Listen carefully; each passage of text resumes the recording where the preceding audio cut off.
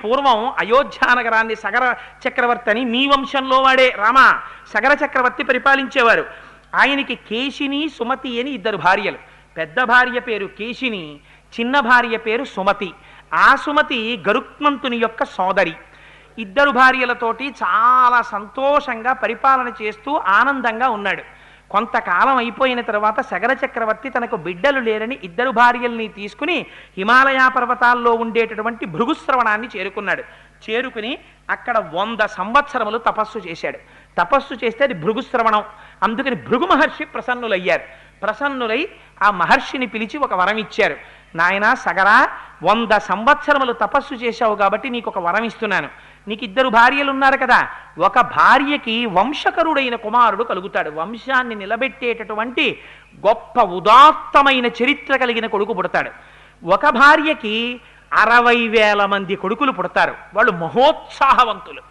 అందుకని సంతోషంగా ఉండవయా, వరం ఇచ్చేశాను కాబట్టి నువ్వు బయలుదేరి అయోధ్యానగరానికి వెళ్ళిపోమన్నారు. ఇద్దరు భార్యల్ని పిలిచి చెప్పాడు. ఒక భార్యకి వంశకరుడైన కొడుకు పుడతాట, ఒక భార్యకి 60,000 మంది కొడుకులు మహోత్సాహవంతులు పుడతారట. ఇంకా పెట్టి సర్దేయండి, వెళ్ళిపోదాం అన్నాడు. అంటే వాళ్ళు అన్నారు, ఇది కనుక్కొచ్చారు కానీ ఎవరికెవరో అడిగారా అన్నారు. అడిగితే ఫోన్లేవే, ఎవరికెవరైనా నాకు మీకే కదా బిడ్డలు అన్నారంటే వాళ్ళు అన్నారు, మేము అలా తట్టుకోలేమండి ఆ సస్పెన్సు, ఎవరికెవరో అడగండి అన్నారు. అంటే ఎవరికెవరో అడగడం ఎందుకు, మీరే వెళ్ళి మీకేం కావాలో అడగండి మహర్షిని, ఆయన వరప్రదాత, అడగండి అన్నారంటే వాళ్ళు భృగు మహర్షి దగ్గరికి వచ్చారు. భృగు మహర్షి అన్నారు నవ్వి, పోనీ మీరే అడగండమ్మా, మీలో ఎవరికి వంశకరుడైన కొడుకు కావాలి, ఎవరికి పరమోత్సాహవంతులైన 60,000 మంది బిడ్డలు కావాలి, అడగండి అన్నారు. మునేస్తు వచనం శ్రుత్వా కేశిని రఘునందన పుత్రం వంశకరం రామ జగ్రాహన్ నృపసన్నిధౌ. ఆ కేశిని అనేటటువంటి పెద్ద భార్య అంది, మహానుభావ నాకు వంశకరుడైనటువంటి ఒక్క కుమారుడు కావాలయ్యా అంది. రెండో భార్య అంది, అమ్మో 60,000 అడిగేస్తుందేమో అనుకున్నాను, నా అదృష్టం, నాకు 60,000 మంది కావాలనుకున్నాను, వంశకరుడు ఒకటి కావాలని పెద్ద భార్య అంది. షష్ఠిపుత్ర సహస్రాణి సుపర్ణ భగినిస్తథా మహోత్సాహన్ కీర్తిమతో జగ్రాహ సుమతిశ్రుతాన్. మహానుభావ నాకు 60,000 మంది మహోత్సాహవంతులైనటువంటి పిల్లలు కావాలని రెండో భార్య అడిగింది. తథాస్తు అన్నారు మహర్షి. బయలుదేరి వెళ్ళిపోయారు అయోధ్యానగరానికి. కొంతకాలం అయింది. పెద్ద భార్యకి కుమారుడు జన్మించాడు. ఆయనకి అసమంజసుడు అని పేరు పెట్టారు. రెండవ భార్యకి ఒక సొరకాయ ఒకటి పుట్టింది. ఆ సొరకాయ బయటికి రాగానే బద్దలైంది. అది పిండస్వరూపంతో బయటికి వచ్చి పగిలింది. అందులోంచి 60,000 మంది చిన్ని వాళ్ళు, ఏదో మనకి ఏ సినిమాల్లోనో చూస్తున్నట్టు ఈగలంతంత పిల్లలు, 60,000 మంది పిల్లలు వచ్చారు. అయ్యయ్యో వీళ్ళేమిటి మరి ఇంత చిన్న వాళ్ళగా ఉన్నారని చెప్పి ఎవడు కాలేసి తొక్కేస్తాడో, మన పిల్లల్ని మనమే చూసుకోం, ఇదెక్కడ కూడా వచ్చి పడిందిరా అని చెప్పి 60,000 మంది పిల్లల్ని కూడా దాదులకు ఇచ్చారు. వాళ్ళు ఏం చేశారంటే నీతి కుండల్లో పెట్టారు. ఈ పిల్లల్ని పెట్టి ఈ 60,000 మంది పిల్లల్ని నీతి కుండల్లో పెంచారు. పెంచితే వాళ్ళు యవ్వనవంతులయ్యారు. 60,000 మందికి పేర్లు పెట్టడం ఎందుకు వచ్చిన గొడవ, రేపు రామాయణం చెప్పేవాడికి ఇదే సరిపోతుంది. 42 రోజులు అనుకున్నారో ఏమిటో పాపం మహర్షి. సగర చక్రవర్తి కొడుకులు కదయా సగరులు అంటాం, 60,000 మంది సగరులు అన్నారు. చాలా సంతోషం మహాప్రభు మమ్మల్ని గట్టెక్కించేశారని 60,000 మంది సగరులు సుమతి బిడ్డలు, కేశిని బిడ్డడు అసమంజసుడు. పెద్ద భార్య పెద్ద కొడుకు కాబట్టి సంతోషంగా ఉన్నాడు సగర చక్రవర్తి. కానీ ఆ అసమంజసుడుకు అలవాటు ఉండేది. ఆయన ఏం చేసేవాడు, సాయంకాలం అయ్యేటప్పటికి ఊళ్ళో ఉన్న పిల్లలందరినీ పిలిచి, ఒరే రండిరా ఆడుకుందాం, సరయూ నది ఒడ్డుకి వెళ్ళేవాడు. రాజుగారి కొడుకు పిలిస్తే ఎవరు రారు, యువరాజుగారితో సరదాగా ఆడుకోవడం అంటే సరదాయే కదా, హోంవర్క్ వచ్చి చేసుకుందు కానీ నాన్న వెళ్ళి ఆడుకోని తల్లులు పంపించేసేవారు. వాడి పిల్లలందరినీ తీసుకెళ్ళి సరయూ నది ఒడ్డుకి వెళ్ళి ఈ పిల్లలందరినీ ఎత్తి ఈదుకుంటూ బయటికి రావడానికి వీలు లేనంత లోతైన చోటికి సరయూ నదిలోకి బిడ్డల్ని రోజు 2-3 విసిరేసేవాడు. ఆ బిడ్డలు అరిచి కేకలు పెట్టి ఆ నదిలో మునిగి మరణించేవారు. రాజుగారికి తెలిస్తే బాధపడతారని చాలా కాలం ఓర్పు పట్టారు ప్రజలు. వీడు రోజు ఆటలని పిల్లల్ని తీసుకెళ్ళడం, ఆ పిల్లల్ని నదిలోకి విసిరేస్తుండడం. తర్వాత గొప్ప యోగి అయ్యాడంటో. అయితే ఇది తెలిసిపోయింది సగర చక్రవర్తికి. ఏవం పాప సమాచార సజ్జన ప్రతిపాదక పౌరాణామహితోయుక్తో పుత్రో నిర్వాసిత పురాత్ అన్నారు వాల్మీకి మహర్షి. వాడు కొడుకే కావచ్చు, పెద్ద కొడుకే కావచ్చు, పెద్ద భార్య పెద్ద కొడుకే కావచ్చు, అయినా వాడు పాపముతో కూడినటువంటి ప్రవర్తనతో ఉన్నాడు.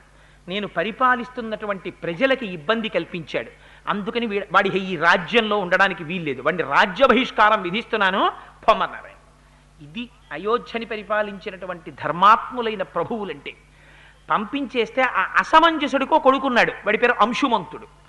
ఆ అంశుమంతుణ్ణి మనవడిని తెచ్చి శకర చక్రవర్తి దగ్గర పెట్టుకున్నారు. 60,000 మంది రెండో భార్య కొడుకులు ఉన్నారు. సంతోషంగా కాలం గడుస్తోంది. ఇంతమంది ఉన్నారు కదా, అశ్వమేధయాగం చేద్దామని మహానుభావుడు శకర చక్రవర్తి అశ్వమేధయాగం మొదలుపెట్టారు. అశ్వమేధయాగం మొదలుపెట్టి గుర్రాన్ని విడిచిపెట్టారు. విడిచిపెడితే ఆ అశ్వమేధయాగంలో విడిచిపెట్టబడినటువంటి గుర్రం వెడుతుంటే ఇంద్రుడు చూశాడు. చూసి ఈ గుర్రాన్ని అపహరించాలనుకున్నాడు. అపహరించాలనుకుని రాక్షసీంతనుమాస్తాయా యజ్ఞీయాశ్వం అపాహరత్, రాక్షసుడి యొక్క శరీరాన్ని పొందాడు. ఎందుకని? సగర చక్రవర్తితో మాట అన్నారు, ఇక్కడ ఇంత గొప్ప బ్రాహ్మణులు ఉన్నారు, సుస్వరంగా వేదమంత్రాలు చెప్తున్నారు, అందుకని ఇక్కడికి రాక్షసులు రాలేర్రా అన్నారు. ఇంద్రుడు రాక్షస శరీరాన్ని పొందాడు. పొంది అపహరించాడు యజ్ఞాశ్వాన్ని. అపహరిస్తే పాపం వెనకాతల వెడుతున్నటువంటి వాళ్ళు వెనక్కి వచ్చేశారు. అంశుమంతుడు వెడుతున్నాడు ఆ గుర్రానికి కాపలాగా, అంటే పెద్ద కొడుకు యొక్క కొడుకు మనవడు. వెనక్కి వచ్చి, తాతగారు గుర్రాన్ని ఎత్తుకుపోయారండి ఎవరో అన్నాడు. అంటే ఆయన అన్నాడు, ఆ యజ్ఞం చేయిస్తున్న వాళ్ళు అన్నారు, యజ్ఞాశ్వం కానీ అపహరింపబడితే యజ్ఞంలోంచి ప్రతికూల ఫలితాలు వస్తాయి, దారుణమైన ఫలితాలు వస్తాయి, అందుకని గుర్రం తిరిగి రావాలి, అందుకని నువ్వేం చేస్తావో మాకు తెలియదు, నువ్వు అలా దీక్షలో ఉండి ఆ గుర్రం వెనక్కి వచ్చేటట్టు చూడన్నారు. అంటే ఆయన అన్నాడు, 60,000 మంది కొడుకుల్ని పిలిచాడు. ఒరే మీరు సగరులు ఉన్నారు కదా, యోజనాయామ విస్తారమేకైకో ధరణీతలం బిబిధ పురుష వ్యాఘ్ర వజ్రస్పర్శ సమైర్నఖై అన్నాడు. భూమి 60,000 యోజనాలు ఉంది, మీ అందరూ తలకో యోజనం పంచేసుకోండి, పంచేసుకుని గోళ్లతో పెకలించేయండి, గోతులు పెట్టేయండి, ఎక్కడో అక్కడ ఎవడో ఒకడు దాచి ఉంటాడు, భూమి తప్ప ఎక్కడ దాస్తాడు, అందుకని 60,000 యోజనాలు వెతికేయండి, ఎక్కడైనా అడుగున కానీ గోతుల్లో కానీ దాచాడేమో భూమిని తవ్వేయండి అన్నాడు. వాళ్ళకి వజ్రాలు లాంటి గోళ్ళు ఉన్నాయి, వాళ్ళు భూమికి గోతులు పెట్టి వెతికేశారు. వెతికేస్తే భూమి అంతా గోతులు పడిపోతోంది, అడ్డొచ్చిన ప్రాణులు అన్నీ చచ్చిపోతున్నాయి. వాళ్ళు పాతాళం వరకు తవ్వేస్తున్నారు. తవ్వేస్తుంటే ఇదేడు ఇన్ని ప్రాణులు చచ్చిపోతున్నాయని దేవతలందరూ ఆశ్చర్యపోయారు. ఆశ్చర్యపోయి అందరూ కలిసి మళ్ళీ చతుర్ముఖ బ్రహ్మగారి దగ్గరికి వెళ్ళారు. చెప్పాను కదా, ఆయన కన్సల్టెంట్ ఫిజిషియన్ పాపం. ఆయన దగ్గరికి మళ్ళీ వెళ్ళారు. వెళ్ళి భగవన్ పృథివీ సర్వా ఖన్యతే సకలాత్మజై బహవశ్చ మహాత్మానో హన్యంతే తలవాసిన. ఈ సగరులు భూమిని తవ్వేస్తుంటే ప్రాణులన్నీ చచ్చిపోతున్నాయి, వాళ్ళు ఉగ్రరూపాలతో తవ్వుతున్నారు, ఏం చెయ్యమంటారని అడిగారు. అడిగితే బ్రహ్మగారు అన్నారు, ఒరే మీరేం బెంగబెట్టుకోకండి, ఈ భూమి అంతా ఎవరిది? శ్రీ మహావిష్ణువుది. ఆయన రక్షించుకోవలసినటువంటి వాడు, స్థితికారుడు కనుక. ఇప్పుడు శ్రీ మహావిష్ణువు ఈ భూమండలం మీదే ఉన్నారు. ఎక్కడున్నారో తెలుసా? కాపిలం రూపమాస్తాయ ధారయత్యని సంధరాం తస్య కోపాగ్నినా దగ్ధా భవిష్యంతి నృపాత్మజాహ. వాళ్ళకి పుట్టుకతోటే అల్పాయుర్దాయం, వాళ్ళు ఎక్కువ కాలం బతకరు, వాళ్ళు వెళ్ళిపోతారు. కపిల మహర్షి ఉన్నారు, పాతాళ లోకంలో ఉండి తపస్సు చేసుకుంటున్నారు ఆయన. అందుకని వీళ్ళు తవ్వుతూ కపిలుడి దగ్గరికి వెడతారు. ఆ కపిలుడు వీళ్ళని చంపేస్తాడు. మీరేం బెంగ పెట్టుకోకండిరా, వెళ్ళండి. ఆ తవ్వుతూ వాళ్ళు పోతారు, ఇంకెంతో కాలం ఉండరు, మీరు వెళ్ళండి అన్నారు. అనేటప్పటికీ దేవతలందరూ బయలుదేరి వెనక్కి వెళ్ళిపోయారు. వీళ్ళు పాపం తవ్వేశారు, ఎక్కడా కనపడలేదు. కనపడకపోతే వెనక్కి వచ్చేసారు. వెనక్కి వచ్చి తండ్రికి చెప్పారు, నాన్నగారు 60,000 యోజనాలు తవ్వేశాం కానీ ఎక్కడా మాకు గుర్రం కనపడలేదు, ఏం చేయమంటారన్నారు. మీరు ఏం చేస్తారో నాకు అనవసరం, పాతాళం వరకు తవ్వేసేయండి, పాతాళాన్ని కూడా తవ్వేసేయండి, ఎక్కడో అక్కడ ఉంటుంది గుర్రం తేకపోతే నేను దీక్షలోంచి బయటికి రాకూడదు, మీరు మళ్ళీ వెళ్ళండి అన్నాడు. అనేటప్పటికీ పాపం ఈ 60,000 మంది మళ్ళీ వెళ్ళారు. వెళ్ళి పాతాళం వరకు తవ్వేశారట. తవ్వేస్తే ఆశ్చర్యకరమైనటువంటి విషయం ఏమిటంటే, వాళ్ళకి అలా తవ్వుతూ వెడుతుంటే తూర్పు దిక్కున తవ్వుకుంటూ వెళ్ళిపోయారు. వెళ్ళిపోతే దిశాగజం విరూపాక్షం ధారయంతం మహీతలం, అక్కడ ఒక పెద్ద ఏనుగు కనపడింది, దాని పేరు దిశాగజం. అది భూమిని తూర్పు దిక్కున తన యొక్క కుంభస్థలం మీద పెట్టి మోస్తోంది. భూమి మీద పాపం ఎక్కువైపోతే ఆ ఏనుగు మొయ్యడానికి అసహ్యం వేసి, భూభారం ఎందుకు పెరుగుతుందంటే పాపం వల్ల పెరిగిపోతే ఆ ఏనుగు బరువు ఎక్కువై ఓసారి ఇలా కదుపుతుంది కుంభస్థలాన్ని, అప్పుడు భూకంపాలు వస్తాయింది రామాయణం. అందుకని దిశాగజం మోస్తోంది ఆ కుంభస్థలం మీద. దాన్ని చూసి వాళ్ళు ప్రదక్షిణం చేశారు. ప్రదక్షిణం చేసి అక్కడి నుంచి తూర్పు దిక్కు నుంచి ఉత్తర దిక్కుకు వెళ్ళారు. ఉత్తర దిక్కుకు వెళ్ళి అక్కడ తవ్వడం మొదలెట్టారు. మహాపద్మం మహాత్మానం సుమహత్ పర్వతోపమా, పర్వతం అంత పెద్ద ఏనుగుంది, దాని పేరు మహాపద్మం. అది దక్షిణ దిక్కున భూమిని మోస్తోంది కుంభస్థలం మీద. దానికి ఇది అలవాటు, పాపం పెరిగితే అది కదుపుతుంది, అప్పుడు దక్షిణాన భూకంపాలు వస్తాయి, సునామీలు వస్తాయి. అందుకని అది అక్కడ మోస్తోంది. అక్కడి నుంచి పడమర దిక్కుకు వచ్చారు. వచ్చేటప్పటికి దిశాగజం సౌమనసం దదృశుస్తే మహాబలాహ. అక్కడ సౌమనసము అనబడేటటువంటి ఏనుగు మోస్తోంది. దాన్ని చూశారు, దానికి ప్రదక్షిణం చేశారు, అక్కడా కనపడలేదు. ఉత్తర దిక్కుకొచ్చారు. ఉత్తర దిక్కుకొస్తే భద్రం భద్రేణ వపుషా ధారయంతం మహీమిమాం. అక్కడ భద్రము అనబడేటటువంటి ఏనుగు కనపడింది, అది మోస్తోంది ఉత్తర దిక్కుని.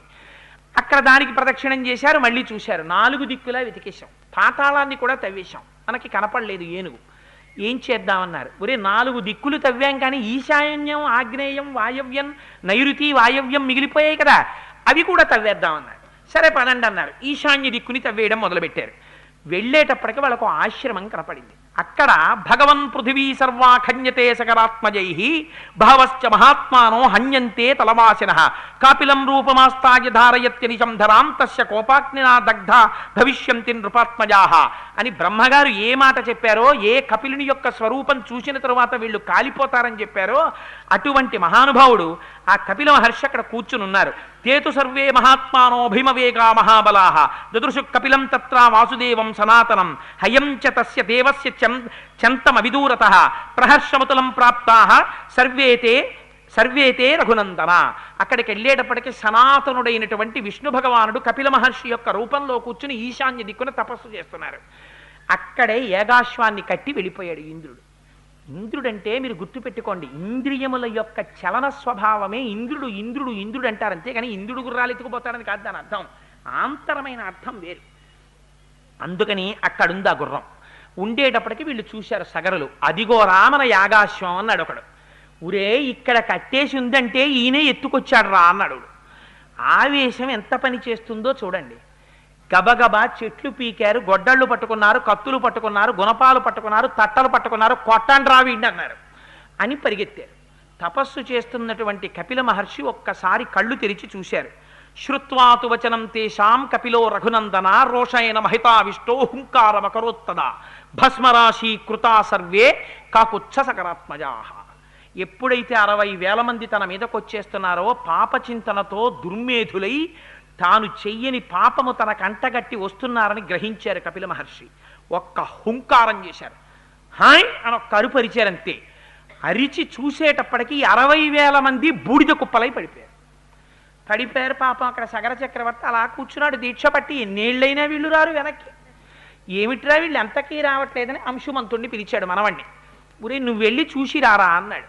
అంశుమంతుడు వెళ్ళాడు. మళ్ళీ ఆయనకి కనబడ్డాయి ఏనుగులన్నీ. ప్రదక్షిణం చేశాడు, నమస్కారం చేశాడు. మా గుర్రం ఎక్కడుంది, మా బాబాయిలు ఎక్కడున్నారన్నాడు. నీకు కనపడతాయిలే వెళ్ళన్నారు. ఈశాన్య దిక్కుకొచ్చిన తర్వాత ఈ భస్మరాశులన్నీ కనపడ్డాయి. ఏడ్చాడు. అయ్యో నా పినతండ్రులందరూ మూకుమ్మడిగా ఏకకాలమునందు మరణించారు అని కపిల మహర్షికి నమస్కారం చేసి, ఉత్తర క్రియలు జరగలేదు, వీళ్ళు బాధపడుతూ ఉంటారని గబగబా వెళ్ళి నీళ్లు తీసుకొచ్చి ఆ జలప్రదానం చేద్దామని చెప్పి ఆ నీళ్లు పట్టుకొద్దామని వెడుతున్నాడు. వెడుతుంటే ఆ చనిపోయినటువంటి సగరుల యొక్క మేనమామగారు గరుత్మంతుడు. ఎందుకని సుమతి గరుత్మంతుని యొక్క చెల్లెలు కదా. ఆ మేనమామగారు కనపడి ఆ సగరుల మేనమామ ఒక మాట చెప్పాడు అంశుమంతుడితో. కపిలేన ప్రమేయేన దగ్ధా హీమే మహాబలాహ సలిలం నార్హసి ప్రాజ్ఞ దాతుమేషాం హి లౌకికం. ఇది ఎంత ధర్మం చెప్పిందో చూడండి రామాయణం. కొన్ని రకాలుగా మరణించినటువంటి వాళ్ళకి ఉత్తర క్రియల వల్ల కూడా శాంతి ఉండదు. మనం ఉత్తర క్రియలు చేస్తే దేంతో చేస్తాం? అక్కడ ఉన్నటువంటి నీళ్లు తీసి ఉత్తర క్రియలు చేస్తాం. తద్దినం పెట్టినా ఆఖరణ నీళ్లే కదా విడిచిపెడతాం, వాళ్ళకి తృప్తి కలగాలని, అక్షయ తృప్తి ద్వారా అని. గరుత్మంతుడు అన్నాడు, బ్రాహ్మణుడి యొక్క తపశ్శక్తి చేత చచ్చిపోయారు వాళ్ళు. బ్రాహ్మణుడి తపశ్శక్తి చేత చచ్చిపోయినా, క్రూర మృగముల చేతిలో చచ్చిపోయినా, కోరలున్న మృగం చేతిలో చచ్చిపోయినా, ఇలా కొన్ని సిద్ధాంతాలు ఉన్నాయి. వాటి ప్రకారంగా అలా కానీ చచ్చిపోతే, అలా చనిపోయినటువంటి వాళ్ళకి ఇక్కడ దొరికేటటువంటి లౌకికమైన జలాలతో ఉత్తర క్రియలు చేస్తే అవి ఆకాశానికి వెళ్ళకముందే ఆవిరైపోతాయి. వాళ్ళకి దాహం తీరక రౌద్రస్వరూపాలతో తిరుగుతారు, ఊర్ధ్వలోకాలకి వెళ్ళరు. అందుకని లౌకిక జలాలతో తర్పణ చెయ్యడానికి వీల్లేదు. నీ పితృదేవతలు స్వర్గాన్ని పొందాలంటే ఒకే ఒక్క అవకాశం ఉంది. మీ వాళ్ళందరూ స్వర్గానికి వెళ్ళారు ఇప్పటి వరకు, ఈ సగరులే ఇలా పడిపోయారు. అందుకని నువ్వేం చేస్తావంటే, దేవలోకంలో గంగ ప్రవహిస్తోంది, ఆ గంగ ప్రవహించి వచ్చి వీళ్ళ భస్మరాశుల నుంచి ప్రవహిస్తే వీళ్ళకి స్వర్గలోకం వస్తుంది. నీకేమైనా అవకాశం ఉంటే తీసుకురా అన్నాడు. అంటే ముందు గుర్రాన్ని పట్టుకెడదామని కపిల మహర్షికి నమస్కారం చేసి గుర్రం పట్టుకెళ్ళాడు. తాతగారికి చెప్పాడు, తాతగారు నా పినతండ్రులందరూ భస్మరాసులు అయిపోయారండి కపిల మహర్షి చేతిలో అని. అంటే ఆయన చాలా దుఃఖించాడు. యాగం పూర్తి చేశాడు. పూర్తి చేసిన తరువాత మహానుభావుడు సగర చక్రవర్తి ఏకంగా ఈ భూమిని అంతటినీ కూడా కొన్ని వేల సంవత్సరములు 30,000 సంవత్సరములు పరిపాలించాడు. కానీ దేవలోకంలో ఉన్న గంగను ఎలా తీసుకురావాలో అర్థం అవ్వలేదు. ఆయన తర్వాత అంశుమంతుడు రాజ్యానికి వచ్చాడు. 32,000 సంవత్సరములు తపస్సు చేశాడు గంగని తేవడానికి. తపస్సు పూర్తవక ముందే శరీరం పడిపోయింది, స్వర్గానికి వెళ్ళిపోయాడు. దిలీపుడు వచ్చాడు, 30,000 సంవత్సరములు రాజ్యం చేశాడు. మంత్రులను అడిగాడు, బ్రాహ్మణులను అడిగాడు ఎలా గంగని తేవడం అని. మార్గం దొరకలేదు, దిలీపుడు వెళ్ళిపోయాడు. దిలీపుడి తర్వాత భగీరథుడు వచ్చాడు. ఆ భగీరథుడు ఎలాగైనా సరే తన తరంలో పడిపోయినటువంటి పితృదేవతలను ఉద్ధరించాలనుకున్నాడు. అనుకుని మంత్రులకి రాజ్యం అప్పచెప్పి గోకర్ణ క్షేత్రానికి వెళ్ళిపోయాడు. వెళ్ళిపోయి అక్కడికి వెళ్ళి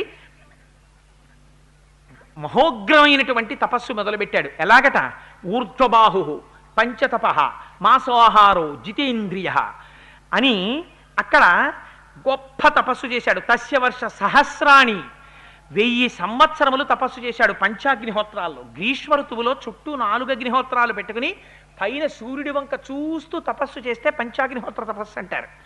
నెలకి ఒక్కసారే ఆహారం తీసుకోవడం. అలా 1000 ఏళ్ళు తపస్సు చేశాడు. చేస్తే బ్రహ్మగారు ప్రత్యక్షమయ్యారు. ప్రత్యక్షమై దేవతలందరితో వచ్చారు. వస్తే ఆయన అన్నాడు, దేవదేవే గతే తస్మిన్ సోంగుష్ట, మహానుభావ చతుర్ముఖ బ్రహ్మ నువ్వు వచ్చావు, కానీ మాకు ఒక వరం ఇవ్వాలి. ఇప్పటి వరకు నాకు కుమారులు లేరు, అందుచేత ఇక్ష్వాకు వంశం ఆచంద్రతారార్కం నిలబడాలి. అందుకని ఇక్ష్వాకు వంశం అంతరించిపోకుండా నాకు బిడ్డలు కలిగేటటువంటి అదృష్టాన్ని. 2, మా వంశంలో పుట్టినటువంటి సగరులు 60,000 మంది భస్మరాసులై పడిపోయి ఉన్నారు, వాళ్ళ మించి దేవగంగ ప్రవహించాలి. అందుకని గంగని ఆకాశం మించి కిందకి పాతాళలోకానికి విడిచిపెట్టమన్నారు. అంటే బ్రహ్మగారు అన్నారు, నీ మొదటి వరం నా జ్యూరిస్డిక్షన్లో ఉంది, నేను ఇచ్చేస్తాను. మీ వంశం ఆచంద్రతారార్కం నిలబడుతుంది, నీకు కుమారులు జన్మిస్తారు. కానీ గంగ ఆకాశం మించి కింద కొదలడం అన్నది కుదరదు. ఎందుకో తెలుసా? గంగాయా పతనం రాజన్ పృథివీన సహిష్యతి. అలా ఒకవేళ గంగ కానీ పైనుంచి కింద పడిందా దాన్ని ఎవ్వరూ పట్టుకోలేరు.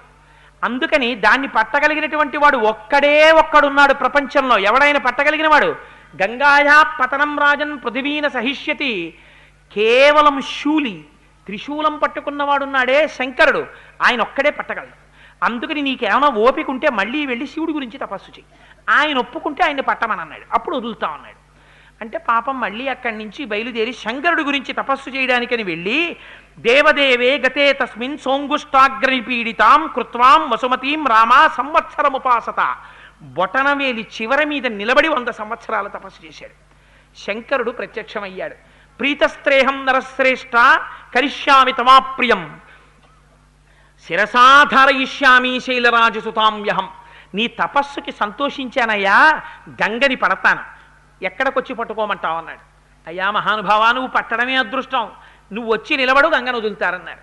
హిమాలయ పర్వతాల దగ్గరికి వచ్చి అక్కడికొచ్చి 2 చేతులు ఇలా నడుం మీద వేసుకుని 2 కాళ్ళు ఎడంగా చాపి కపర్ది అంటారు, పెద్ద జటాజూటాన్ని విప్పి శంకరుడు నిలబడి ఆకాశం వంక చూస్తున్నాడు. గంగ పడాలి. గంగ అనుకుందిట, ఏమిటో పిచ్చాడు, ఓ జటాజూటం ఒకటి పెట్టుకుని ఓ జింక చర్మం ఒకటి కట్టుకుని 2 కాళ్ళు జాపి ఇలా నించున్నాడు. చెప్తా ఈయన పని. ఇలా వచ్చి నించున్నాడు కదా, ఏం చేస్తాను? అచింతయచ్చ సాదేవి గంగా పరమదుర్ధర విషామ్యహం హి పాతాళం శ్రోతసాగహ్య శంకరం. పైనుంచి కింద పడ్డం కాదు ఈయన తల మీద, ఈయన్ని కూడా పాతాళానికి ఈడ్చుకుపోతానండి. అంటే శంకరుడికి తెలియదు, ఆయన త్రినేత్రుడు, ఆయనకి అన్నీ తెలుసు, ఎవడు ఏ అహంకారంతో ఉన్నాడో. ఆయన అనుకున్నట్ట, ఓహో గంగా ఎంత అహంకరిస్తున్నావే, చూడు నీ పని చెప్తాననుకున్నాడు. అని పెద్ద జటాజూటాన్ని పెంచాడు. సాకదం జన్మహీం గంతుం నశక్నోద్యస్తమాత్తిత నైవ నిర్గమనం లేభే జటామండల మోహిత. అలా పడుతూనే ఉంది గంగ ఆకాశంలోంచి. సంవత్సరం అయింది, చుక్క కింద పడదు. ఆ జటాజూటంలో తిరుగుతోంది. జటాటవీ గలజ్జల ప్రవాహ పావిత స్థలే గళే వలంబ్యలంబితాం భుజంగతుంగ మాలికాం ఢమఢమఢమఢమద్నాదమడ్డవర్వయం చకార చండ తాండవం తనోతు న శివ శివం. జటాకటాహ సంభ్రమ భ్రమ నిలింప నిర్జరీ విలోల వీచి వల్లరి విరాజమాన మూర్ధని ధగద్ధగద్ధగద్ధగజ్వలల్లలాట పట్టపావకే కిశోర చంద్రశేఖరే రతి ప్రతిక్షణం మమ ప్రపుల్ల నీల పంకజ ప్రపంచకాలి మచ్చటా విడంబికంఠ కంధరా రుచి ప్రబద్ధ కంధరా స్మరచ్చిదం పురచ్చిదం భవచ్చిదం మఖచ్చితం గజచ్చితం తకచ్చితం తవంతకచ్చితం భజే అగర్వ సర్వమంగళా కళాకదంబ మంజరీ రసప్రవాహ మాధురీ విజృంభణా మధువ్రతం స్మరాంతకం పురాంతకం భవాంతకం మఖాంతకం గజాంధకాంతకాంతకం తమంతకాంతకం భజే అని రావణాసురుడు స్తోత్రం చేస్తాడు. ఆయన తాండవం చేస్తుంటే బిందెలో నీళ్లు తిరిగినట్టు తిరుగుతుంటుంది ఆ గంగ. సంవత్సరం పాటు ఉండిపోయింది ఆ జటాజూటంలో. ఉండిపోతే అయ్యా ఆవిడ అహంకారము బాగుంది, మీరు కట్టేయడము బాగుంది, మధ్యలో నేనుండిపోయాను, ఎప్పుడు పడతాయా చుక్కల కిందని అని పాపం మళ్ళీ తపస్సు మొదలెట్టాడు భగీరథుడు. మొదలు పెడితే శంకరుడు కరుణించాడు. ఇంతకాలం అహంకరించింది కదా, అందుకుని కట్టేశాను, బెంగపెట్టుకోక వదిలేస్తున్నానన్నాడు అని జటాజూటంలోంచి కిందకు వదిలాడు. పరమ పవిత్రమైనటువంటి శంకరుడి యొక్క కపర్ది ఆయన యొక్క శిరస్సుని తగిలి కింద పడింది. అలా పడేటప్పుడు ఆ బిందు సరోవరంలోకి వదిలేశాట. వదిలేస్తే హ్లాదిని, పావని, నళిని అని 3 పాయలు కింద తూర్పుకి వెళ్ళిపోయింది. సుచక్షువు, సీత, సింధువు అని 3 పాయలు పడమటకి వెళ్ళిపోయాయి. 7వ పాయ భగీరథుడిని అనుసరించి వెళ్ళిపోతోంది. ముందు రథం మీద భగీరథుడు వెళ్ళిపోతున్నాడు, ఆ వెనకాతల గంగ వెళ్ళిపోతోంది. యతో భగీరథో రాజా తతో గంగా యశస్విని జగామ సరితా శ్రేష్ఠ సర్వపాప ప్రణాశిని. అదో ఆశ్చర్యకరమైన ఘట్టం. మీరు ఒకసారి మానసికంగా విజువలైజ్ చేయండి. హిమాలయ పర్వతాల మీద ఇలా శంకరుడు, ఆకాశంలోంచి గంగ, ఇక్కడి నుంచి కింద పడ్డం, 3 పాయలటు 3 పాయలు ఇటు, రథం మీద భగీరథుడు, ఆ వెనకాతల పరిగెడుతూ గంగ. ఆ వెళ్ళిపోవడం కూడా ఎలా వెళ్ళిపోయిందట, గగనాశంకర శిరస్తతో ధరణిమాశ్రిత విసర్పిత జలం తత్ర తీవ్ర శబ్ద పురస్కృతం.